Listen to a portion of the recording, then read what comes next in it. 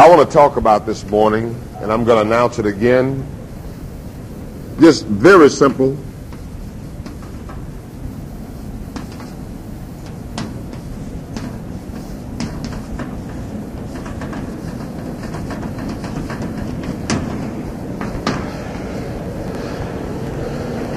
The difference.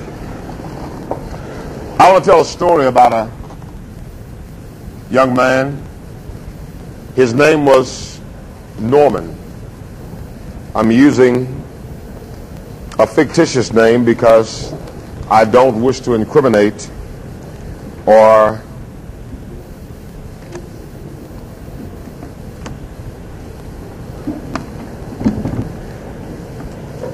bring out the true identity of this person. But the guy's name was Norman, folks. Norman grew up, same area I grew up. He had parents who were separated early in his life. Norman was not a real good student in school. He was okay, average. I told you before that when I was growing up, there was a group 1, a group 2, group 3, group 4. They would have to create a group 4 for me and my friends, okay? Group 1 was the smart people. Group 2 was the average. Group 3 was the slow ones. And group 4 was the cut-ups, and so they'd always have to create a group 4 for my group, me and my friends. Maysir, you remember? Because he was with me in elementary, junior high, and high school. And so Bobby Duckett and Ronnie Glovers and so on. But Norman was always in group 2.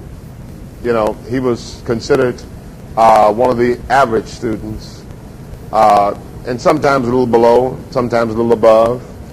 But Norman was clumsy. He was an awkward guy. He was a shy guy. He was the guy that whenever they had Valentine's Day cards passed around, Valentine's Day you would give a Valentine's card to somebody in class, and popular guys in class got maybe 19, 15, 13. And people like myself may have gotten 5 or 6, and then the Normans would end up with none. That's the kind of guy Norman was. And Norman would sit there every year. He would give out a bunch of Valentine's Day cards. He would get the 31 or 35. We had large classes at that time. And he would always give out Valentine's Day cards to everybody, but he would not get one. Once in a while, when he would get just one, he would always see the difference between him and the rest of the students in the class. That was elementary school, folks. When they would pick basketball teams at recess time, he was always left out because he was clumsy, awkward. And then when they would pick the foursquare, he would always end up on the bench.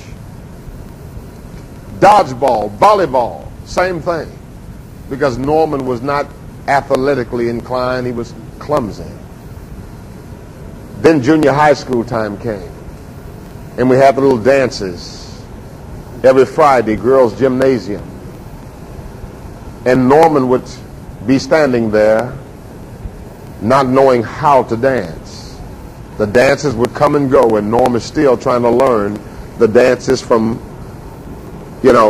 months ago that have been way out of style. And so nobody ever picked Norman. He always felt like he was left out. He always felt, folks, the difference between him and everybody else. And so Norman began to wish that he was somebody else. He began to wish he was somebody else. And so late in junior high school, he started trying to act tough and act bad. But Norman was awkward and clumsy and couldn't fight. And so people could see through that. And so Norman started smoking, trying to drink. And as the girls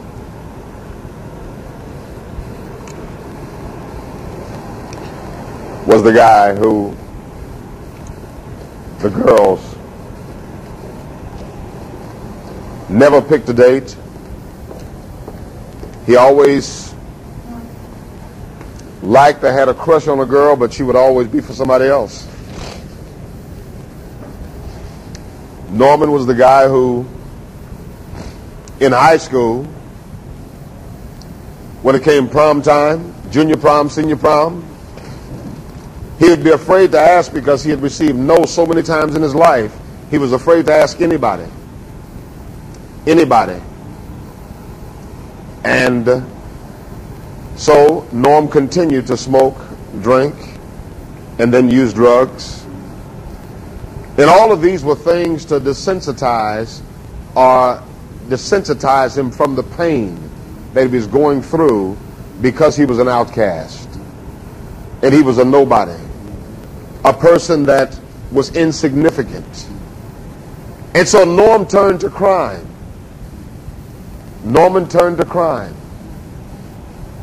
And ended up in and out of jail. Because Norm wanted some way to find some kind of significance. To make some kind of mark. To say, to shout to the world, hey folks, I'm here. Don't ignore me.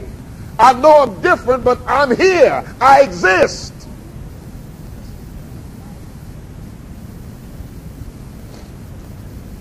And Norman finally tried to pull what he thought would be the crime of the century.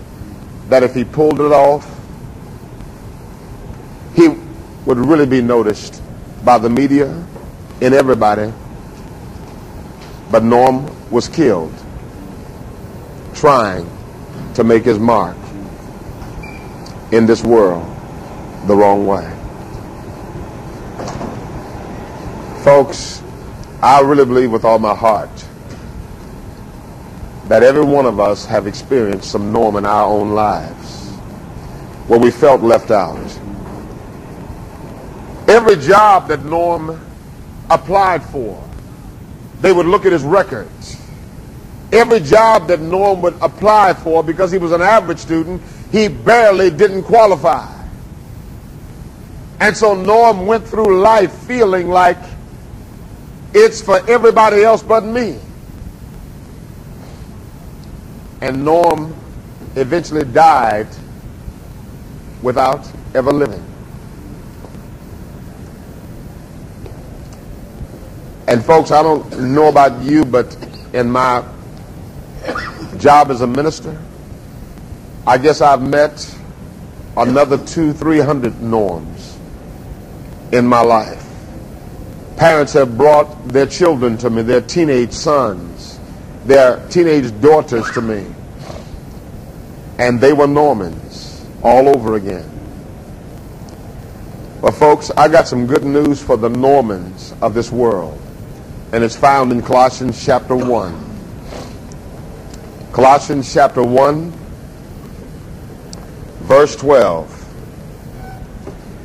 Remember, the book of Ephesians is about the church of Christ.